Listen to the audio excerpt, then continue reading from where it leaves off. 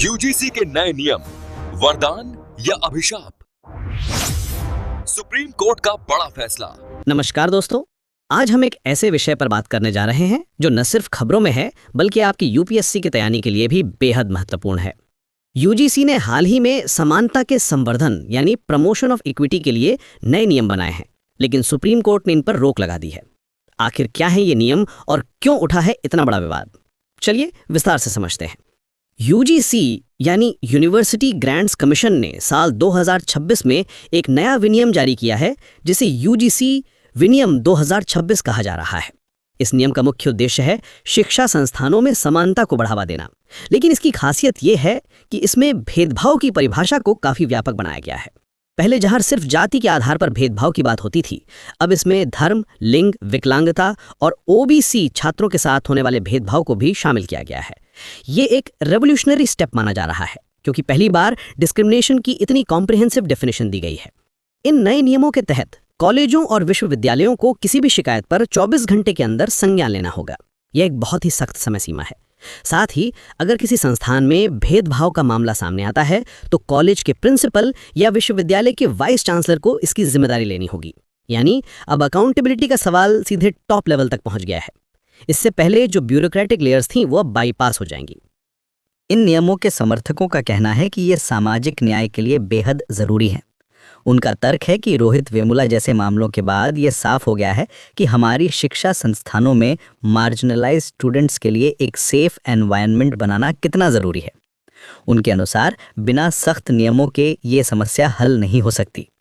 वे कहते हैं कि अब तक जो व्यवस्था थी वो पर्याप्त नहीं थी और इसीलिए भेदभाव के मामले बढ़ते रहे। समर्थकों का मानना है कि ये नियम एक स्ट्रॉन्ग डिटरेंट का काम करेंगे, लेकिन दूसरी तरफ इन नियमों की कड़ी आलोचना भी हो रही है। आलोचकों का मुख्य मुद्दा यह है कि इन नियमों में भेदभाव की परिभाषा बहुत अस्पष्ट है। उनका डर है कि इसका गलत इस्तेमाल हो सकता है। कोई भी व्यक्ति निजी दुश्मनी निकालने के लिए या फिर किसी प्रोफेसर या प्रशासन के खिलाफ इन नियमों का सहारा ले सकता है।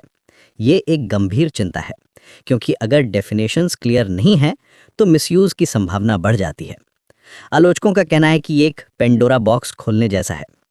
राज्य सरकारों की भी इस पर अलग राय है।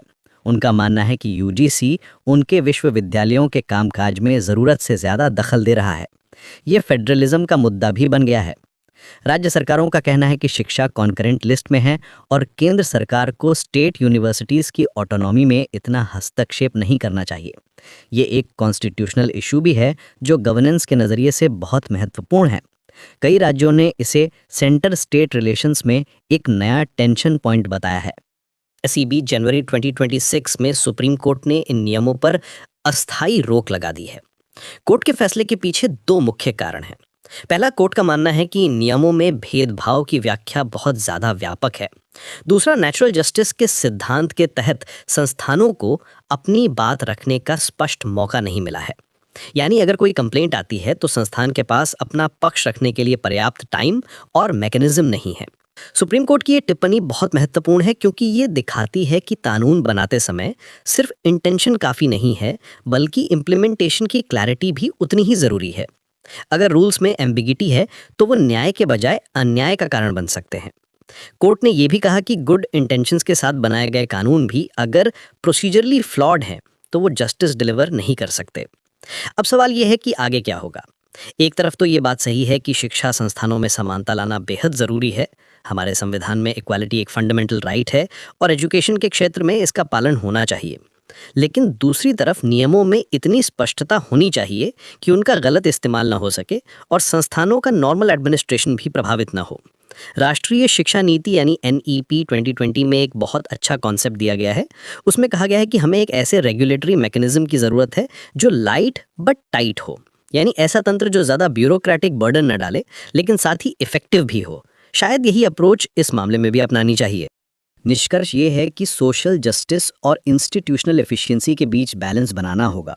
हमें ऐसे नियम चाहिए जो मार्जिनलाइज्ड स्टूडेंट्स की सुरक्षा करें लेकिन साथ ही क्लियर डेफिनेशंस भी हों ताकि मिसयूज़ ना हो सके। ये कॉम्प्लेक्स इशू है जिसमें सभी स्टेक होल्डर्स की राय लेकर एक बैलेंस्ड अप्रोच अपनाना होगा।